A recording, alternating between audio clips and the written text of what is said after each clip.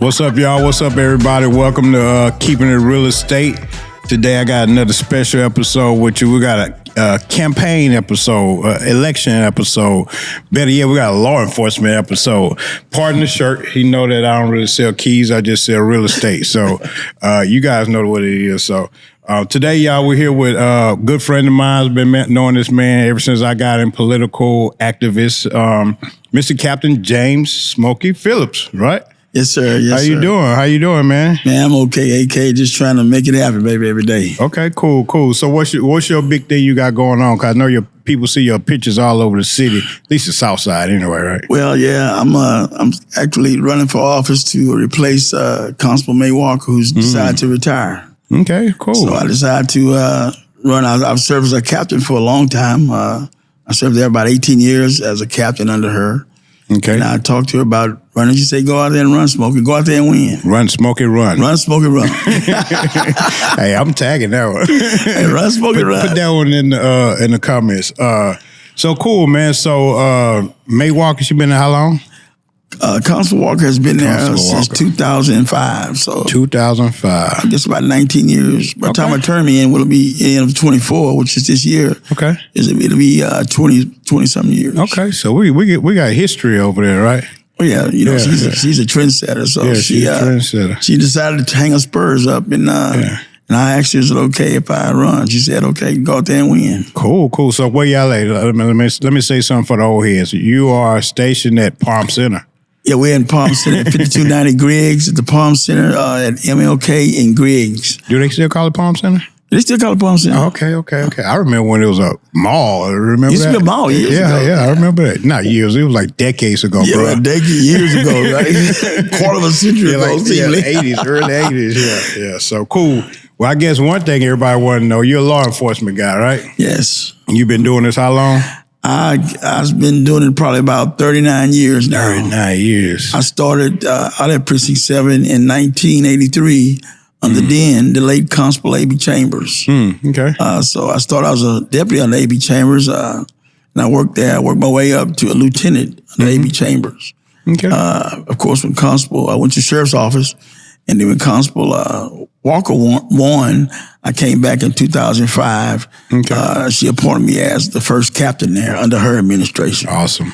So I've been there since. Okay. Cool. So I guess everybody want to know why they call you Smokie first. Well, people think that Smokie came from me being a lawman. Okay. But it wasn't that. I thought it was the opposite. No. I thought you used to run the streets. No. I tell you this, I was a musician back when I was in the 6th grade. Okay. And I played the trombone.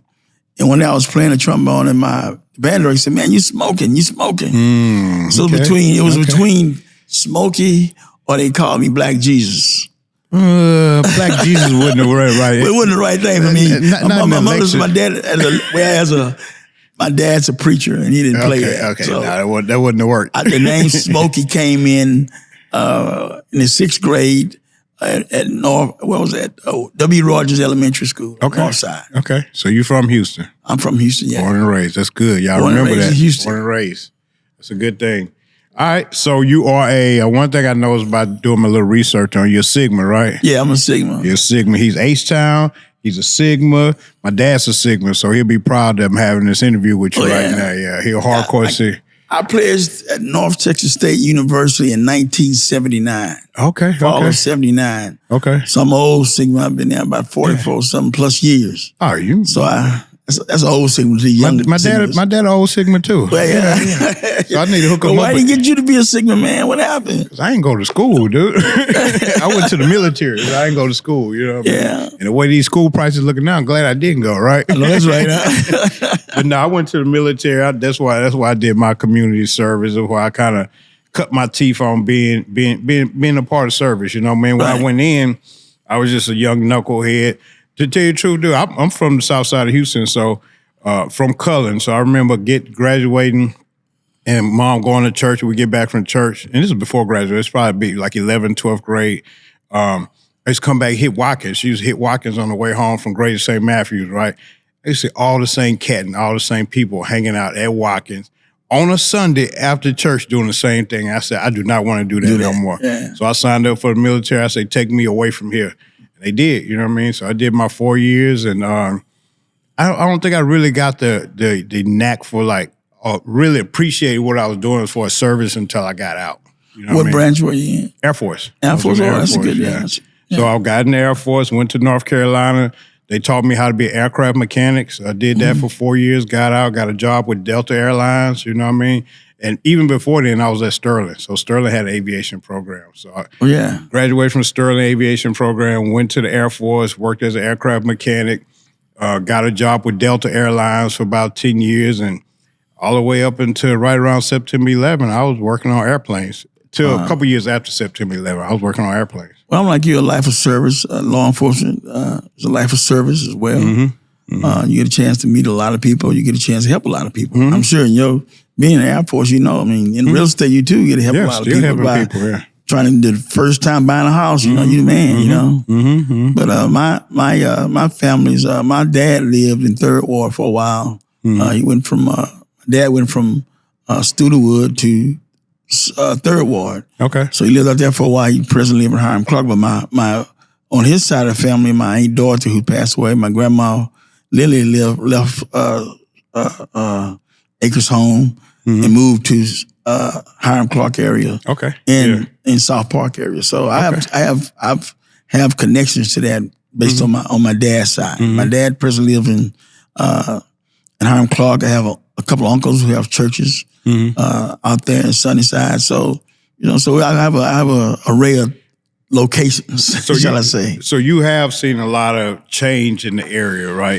As far as growth and everything. 'Cause I got a question I want to ask you, so I'm kind of leading up to this. So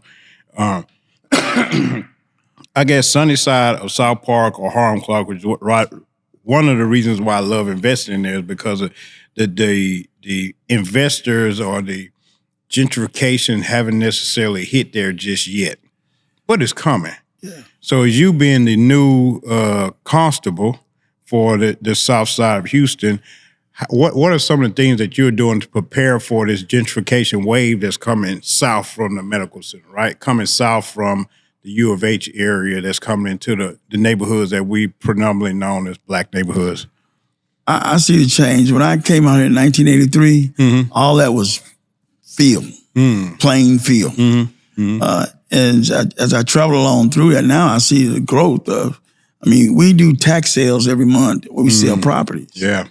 And I tell you, in the 80s, in the late 80s, you saw a transition coming in because a lot of seniors had moved on and passed away, and their kids wasn't taking care of the property. But then you see different investors come in from all races come in, buying a home for $30,000 worth of taxes, and then sitting on them. And now those homes that they sit on that bought for $25,000, $30,000, those home land values are way up to about $300,000. Yeah, yeah. So during that time, everybody was when the seniors died, the kids didn't take care of the property, they went for sale. Everything was buying, it was buying, it was buying. And now you go to Third Ward. I'm just saying Third Ward now in particular. Third Ward has those $300,000 homes next to a small home with the senior inside. That's gentrification is killing it. Oh, well, I'll tell you. At the end of the day, those taxes going to run everybody out of there. Yeah, it's even worse than that. You heard about the Webster and Emancipation? Yeah. Them big old 3-story. I remember East Stanley Branch Church was there. East Stanley Branch. I knew East Stanley back in the day. Yeah, so I just heard a story that little bakery on the corner right there is about to get pushed out because they can't afford it no more. The taxes. Yeah, can't afford the taxes, can't afford the rent, the insurance, all that. Everything's going up. So my question with that is, right, so that puts a lot of the minorities kind of in a desperate situation sometimes, right? So say gentrification coming down, what happens is happening, right? They start to push people out. But you got some people that's going to stay here, right? And they're going to recognize the negative element. They're going to stay here and they're going to recognize that there's a change coming. You know what I mean? They're going to start saying, oh, my family got to eat. So let me go knock on that door and go kick in that door, go do that door. So with that happening, that got to be a whole, like, I don't know, hodgepodge of different things that I'm not sure if every law enforcement looks forward to it. You know what I mean? I know you mentioned before about what you mentioned, reimagining policing. Right.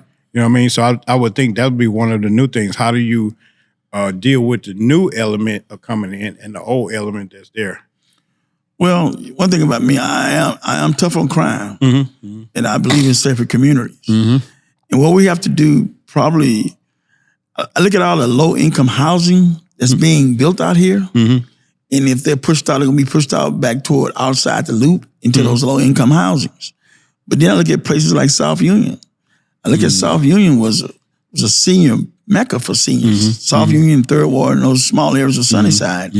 But now I look at South Union, even has over $340,000 houses inside the South Union. So I think this place was going to happen. It's going to push people further out south toward Pearland, to those affordable housing projects that's built. Like we talked about it earlier, those small houses put together, what they do, slap them together in about a month. And then people moving in and looking like the same, so they're going to be pushed out to those houses out there because sooner or later, Third Ward is not going to look like Third Ward. Yeah, and it's already starting. Because you think about Third Ward, been going through this since Riverside Terrace, right? Yeah. So, actually, since the Jews moved in the 50s and 60s, it's been going through an ever evolving thing, you know what I mean? Well, I know they were trying to make it a historic district. If they made it into a historic district, then they couldn't replace certain things. It was people like Melanie Miles and those group of ladies who got there and fought to not have that denotation out there. So, I mean, it's changing. In some areas still are the same, more so. But you can see that the wave of push out is coming. Yeah. And you need to have to live outside the loop because you can't afford to live inside the loop. Yeah, that's what's going to happen. So, like I say, my biggest concern is just how my biggest question for law enforcement is how do you blend the two cultures that's coming in place? So, you know what I mean? You still got JoJo and so-and-so that was doing whatever they did. And now you got Betty and Karen and everything walking the dogs. You know what I mean? Like, this is like lining up for a perfect situation of crime, right? Because you got the haves and the have-nots on the same block nowadays. Well, yeah, that will pose a problem. If someone's hungry at home, their family's hungry at home, they may have family members may go out there and commit crimes. I mean, I was in Third Ward about a year ago, and I noticed a lot of people walking dogs around there that I've never seen before. Yeah. But it's in policing, we're gonna be fair in policing, equitable. We're not gonna just arrest somebody because they black walking by black. No, that's not going to happen because they have the same connection and right to walk on the street as anybody else. Yeah. But we still have to be tough on crime. We can't let people come in and take opportunities to rob somebody or to hurt someone or to steal. Because one thing we can say, that new tax dollars gonna help out the police in a better, now I won't say in a better way, but in a more efficient way because they bring in higher and more dollars coming in. Well, one thing about Third Ward, they have what they call the management district in the turrets. And I noticed that part of the management district taxes the businesses out there. And with those taxes, they do employ a contract with the constable's office to hire extra law enforcement. I think the contract in Greater Southeast Houston has hire about 5 officers for 3 shifts. And one thing about it, the constable's office is not a patrol type thing. And that's what I was going to ask. That's secondary to what we do. Our primary function is the constable's office is civil process, civil law. That's the primary function. That we call the bread and butter. Unlike HPD,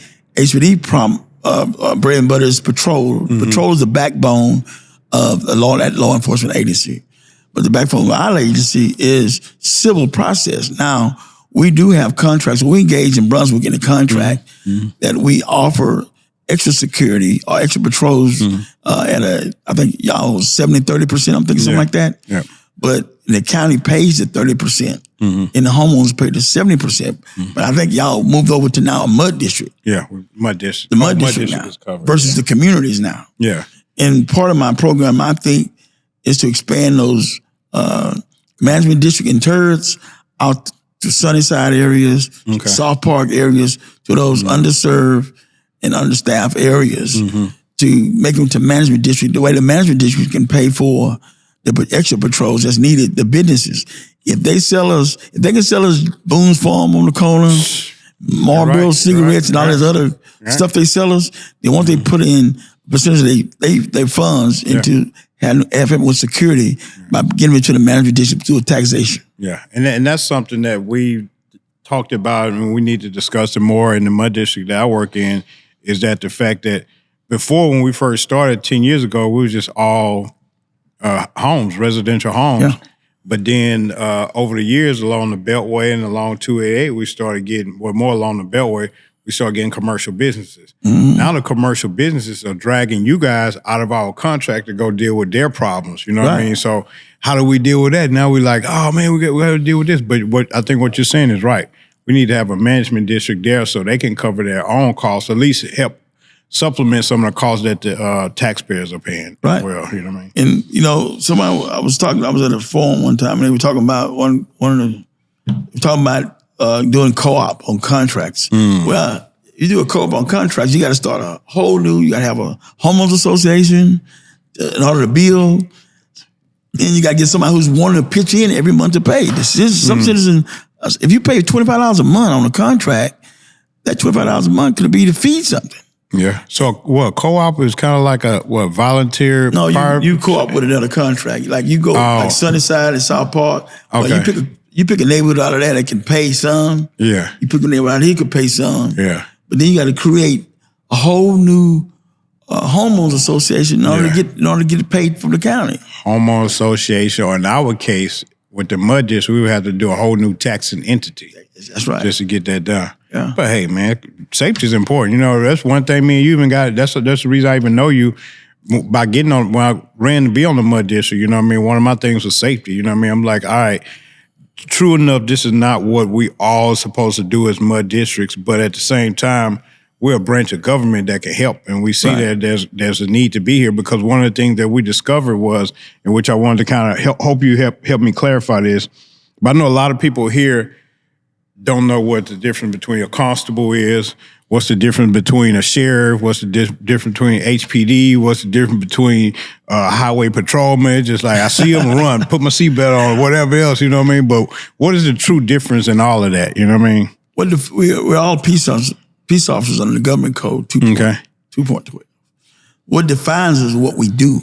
Okay. What defines us is what our duties are. Okay. The constable duties early on was just civil law. Civil law, serving warrants, serving traffic warrants, doing executions, and all that stuff. The sheriff's job is to preserve peace in the county, and also he's responsible for the jail system. HPD is responsible for the municipal enforcement in the city limits, deal with any kind of crime, major crime, whether it's homicide, burglaries, sexual assaults. That's their primary duty.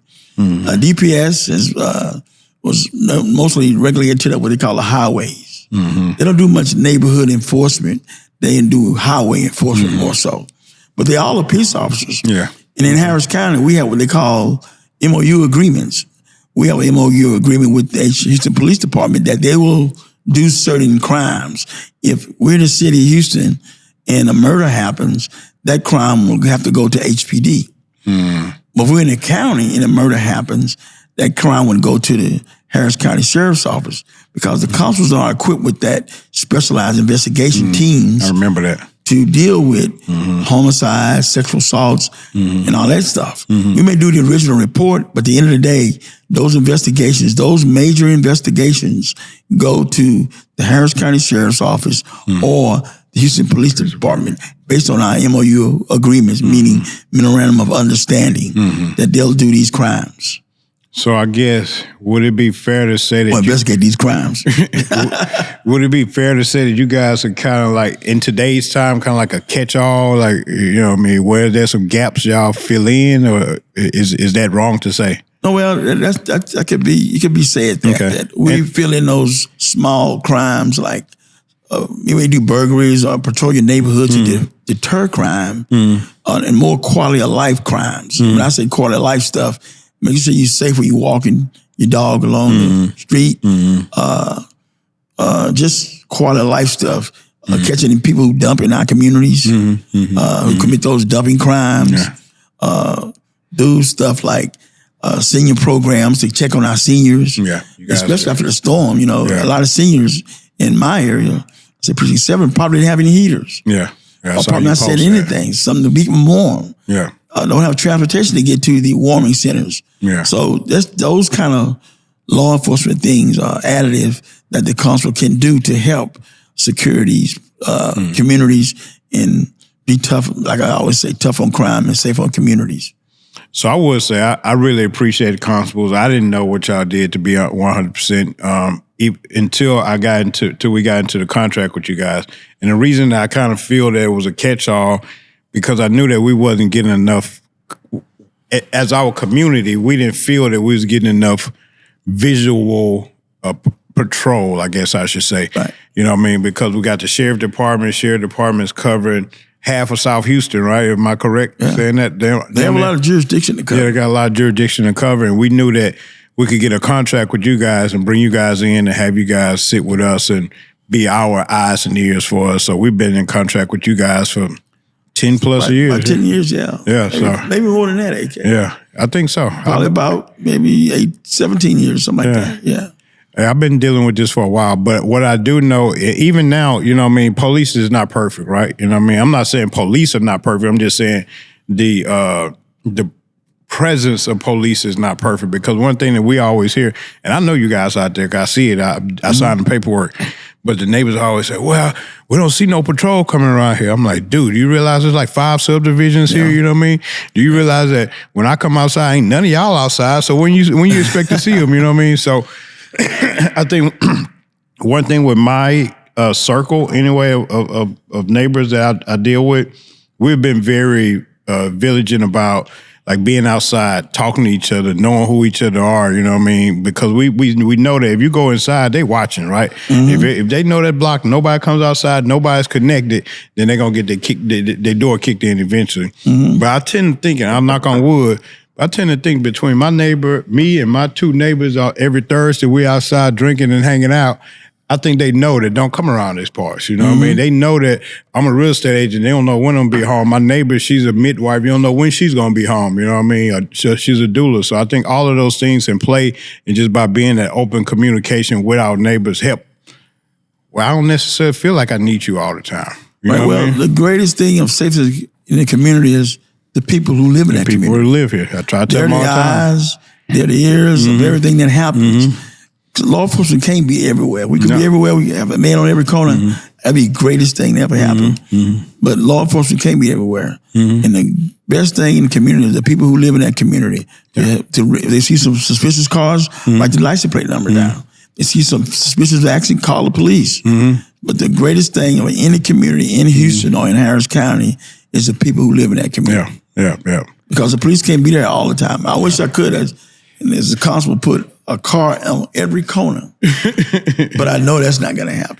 I take my I take security serious. So I kind of look at it as kind of like layers, right? So if they want to get in my house, if they got to go through 5 or 6 layers, they're going to be like, nah, this next door neighbor only got 1 layer. Let me go through that layer. You know what I mean? So that's what I always try to do. And I always tell my neighbors, and I even tell them on next door, like, if everybody get cameras and everybody do a little bit more for security, we can push them out to the next neighborhood, because, you know what I mean, they watching all this stuff. Well, so. One neighborhood, the City Park neighborhood, the homeowners or the home builders, they put a camera in every house in that subdivision. Yeah. So as an add-on, added a... Why you didn't tell me that? I would start a security camera business. Yeah, man, you could make a bunch of money doing that. I just happened to find out about a month ago when they had an incident in that neighborhood, and I was found one of the deputies worked there. Hey, Captain, they got those cameras in every neighborhood, every street, in every house. They have those cameras in there. Somebody got a camera, so that's good to know.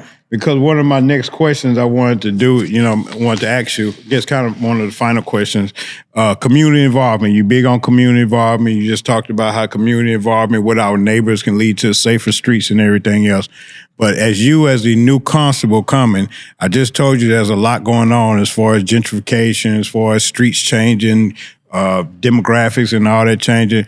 What are you planning to do with other community people. And when I mean community people, I'm just not talking about the preacher over there or the city councilman. I'm talking about like people like me as the realtor that can actually see things that's coming. You know what I mean? You got other people that's in the community, such as mud district directors. I guess I'm 2 people in one, right? 3 people. So you got the residents, you got the mud district directors or the local community leaders, and you got real estate professionals. You know what I mean? We're actually, I don't say we're changing it. I guess in some way we are. You know what I mean? But we have a lot of information that I think that can be used as a tool. So what are you doing to help with that stuff? Well, the bridge the gaps. You're saying bridging the gaps. Yeah, bridging to the have gap. community meetings, talk to the realtors, talk to the business folks, and ask them, hey, how can we help? How can we help keep you safe? Some of the things we started was you can request additional patrols through our contract. You can through our office. You can see something, say something programs that you can report crime anonymously and say, hey, this person in this corner is doing this and doing that. And also just working with the community, man. I know everybody can't afford to have a law enforcement contract. And I like to work with our legislators and the Texas legislators say, hey, let's create these management districts and these terrorist districts. We can get safe security for these people who live in these communities. Because they're making a lot of money on beers and cigarettes. I know. They selling you beer and cigarettes. Might as well let them. Matter of fact, I went in the other day and bought me some Nerds. Man, them Nerds is like $2.50. A little box candy Nerds in the hood. You go different prices. I figured if they loan you like a Nerds on this side of town, and you don't like on that side of town, go to the side that don't like Nerds. Go to the other side of town, they like 5 cents. On this side of town, they 25 cents because they know you like them. And they say, oh, them Nerds selling. Let's jack it out. But still, though, it's just kind of like price gouging. But I do like the way you said about the management and giving them to put a little bit in because the people that's committing the crimes probably want their stuff more than they want our stuff. Yeah. You know what I mean? So that's like I say, they suck away a lot of our patrol by going over there dealing with them. I'm glad that you mentioned that you guys don't have investigative powers. So we have it, but it's not one of our big functions. Exactly. So now that I know that, now I know that we can talk to the sheriff department. You know what I mean? And make sure that gets done. I do want to get a time to. I got 2 more questions. We got time for 2 more? All right. So, you know everybody in the hood. Everybody say you know everybody in the hood. Yeah, I know a lot of people. I caught you photoshopped with Dr. Cornell West. Was that Photoshop? No, it wasn't Photoshop. What about the one with Bill and Jesse? It wasn't Photoshop. Bill Clinton and Jesse Jackson, really? It wasn't Photoshop. All right, so you the man. You know people. So we got problems. We got problems down here. We know who to call. You know Bill. Well, the thing was, I worked for Jesse Jackson, security for Jesse Jackson for a number of years. Okay. I got opportunity to travel all around this country on civil rights issues, just labor issues or whatever it may have been. I just had an opportunity to be there with Jesse. To go to the White House or go to these functions, to go to Memphis, Tennessee to find out to see the motel, King got shot. the Grand Motel where Dr. King was killed at, to walk across the Edwin Pettus Bridge. So I got an opportunity. He gave me a lot of opportunities to go places that I probably wouldn't have been as a lawman. That's cool, especially when you consider just the civil work that constables do anyway, right? Oh yeah, and not that, it's just the fact that meeting people and meeting officers from all around this country give you a different perspective on law enforcement and also a different perspective when it comes to civil rights enforcement.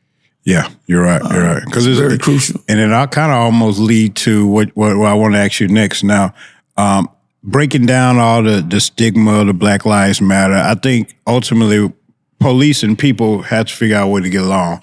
I understand both sides. You know what I mean? I hate to sound like I'm sympathize or whatever, but I understand both sides, right? Like, cause you mentioned before, one of your programs about cleaning up records. Right. So police, and when I'm bringing this up, I want you to kind of talk towards how when you got a traffic stop and you got somebody that has something on their record that they never really cleaned up, and now we got a hostile situation at the car just because some bad paperwork or somebody didn't finish what they were supposed to be doing. Well, one thing about reimagining law enforcement.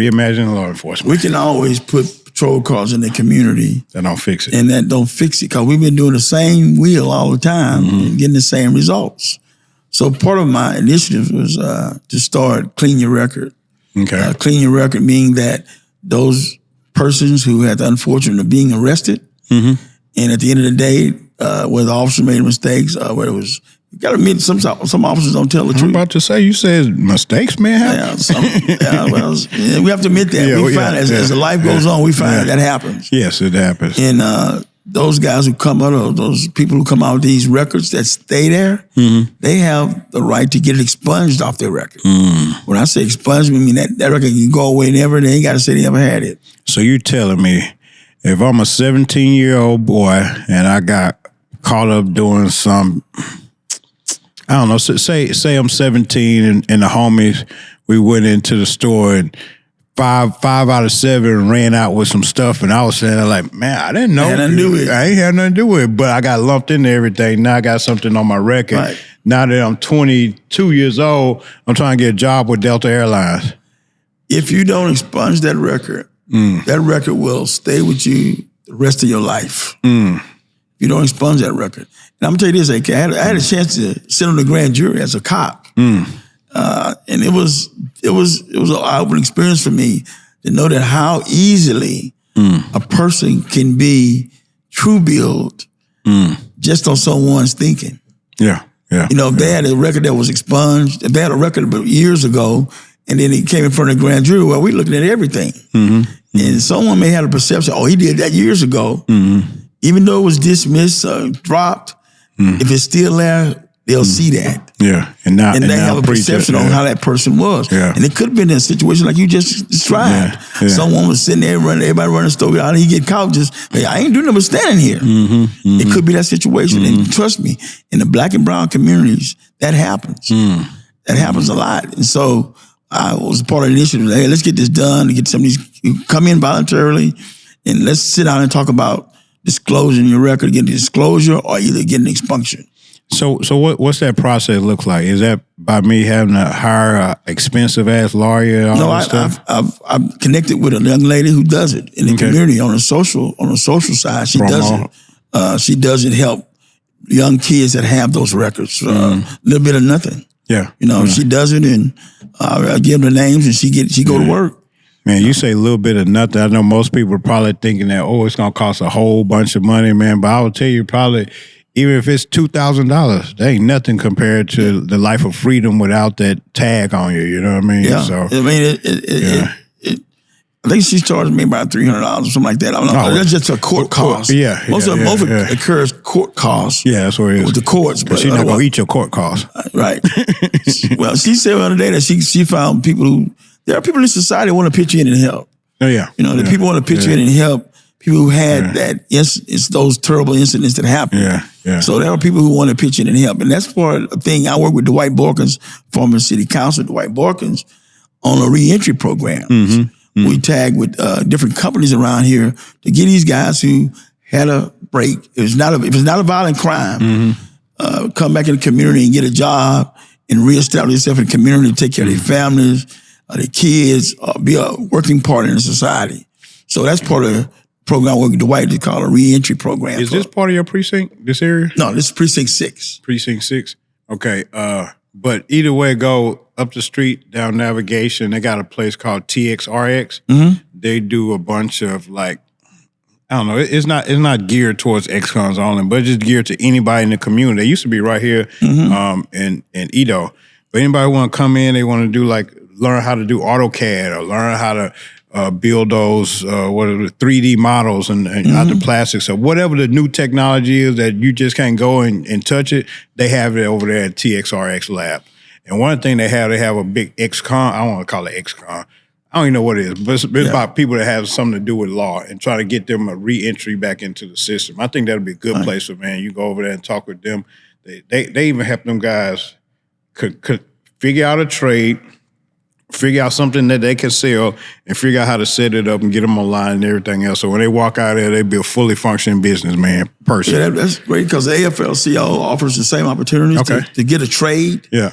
Whether it's welding or whatever, they offer, and Dwight works well with the AFL-CIO to get people, give them opportunity to get back on their feet, to become a working member of society and not be going up doing the same thing back in jail again, being a recidivist or something, back in jail again. So Okay. That stretches our communities, you know. Yeah, it does. It stretches our community that you can come home and get a decent job, you can take care of your family and bounce back. Not become a part of the penal system again. Because it's hard when you got that tag on you and people keep pushing you down. You got to go back to what you know, and that's what forces them back. But real quick, man, let's get back to why you came here. Well, not why you came here, but why you about your election. Since you was name dropped, I want to ask you about some of your endorsements. I heard you had a whole laundry list of endorsements going on. Yeah, I've been fortunate to have the endorsement of the Reverend Jesse Jackson, Sr., of course. Yeah. Lee P. Brown, former mayor and police chief. Boris Miles, a senator. Alma Allen, Jolanda Jones. Who else? Isaiah Carey. Isaiah Carey be tripping sometimes. Well, man, one of my close to heart endorsement is the Lord Parker. Okay. The Lord is a good friend of mine. He's endorsing me in this race. Okay. Of course, our city councilwoman, Carolyn Shabazz. So, you know, a lot of people. I have over 300 plus supporters. Cool. That I've and I didn't get endorsed because I sat behind my desk. Endorsed because I worked out here and helped people. Helped the seniors. I remember we had me and Dwight started a senior small repair program where we repaired small items in the senior's house, especially after the flood. Hey, I remember coming out to Brunswick after the flood and pushing a boat down there in the streets in Brunswick Meadows and stuff. And that wasn't Brunswick, that was Morningside. Well, one of them flooded out real bad. I know. Morningside. We were riding. I remember riding dump trucks late at night. I remember y'all. I remember. Calling Commissioner Ellis, we borrowed some of those dump trucks. He surprised me in the drive, and we just went on the dump trucks riding through the community. You know. Appreciate that. And what else happened in Brunswick? It was something else happening. I'm trying to keep my property value. No, we ain't doing that. I'm just saying about being. I'm just talking about being in the community, helping people the best way I could. Whether it's late at night, 12 o'clock at night, 2 o'clock in the morning, just being in the community to help. That's my job, service. Well, brother, you got my endorsement. I appreciate it, man. AK Babies, Mr. Get Your Keys. You got that endorsement. So the election is. Early voting is, tell people. Early vote starts February 20th through March the 1st. Okay, cool. It's a fast election this time. About 30, 45 days away. Okay. February 20th through March the 1st. Early vote day, election day is March the 5th. Tuesday. So remember, we are better together and together we'll win. Smokie Phillips on the ballot. Yes, sir. Number three. Talk to him and tell him directly. Hey, Smokie Phillips, we are better together and together we'll win. March the 5th, number 3 on the ballot. All right, family, let's do this. Folks, Smokie Phillips, y'all. Thank you, Captain. Captain James Smokie Phillips, the man, the myth, the legend. And we're wrapping it up, man. See you later. Appreciate it, AK. Thank you, sir.